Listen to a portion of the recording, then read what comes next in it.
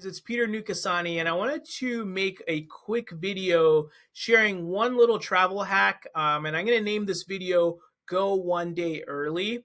So I wanted to share this because recently, over the last 18 months, I've been going to a ton of land conferences and business events or whatever you want to call them. So I wanted to share this because I really enjoyed it.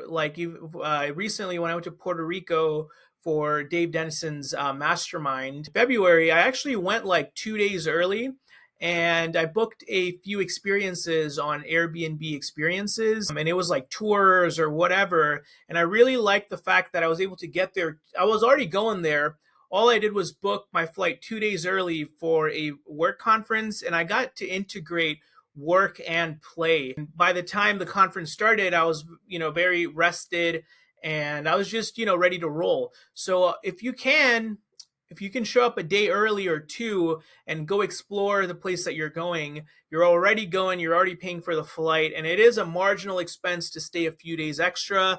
But if you're able to integrate work and play, I feel like it becomes really fun.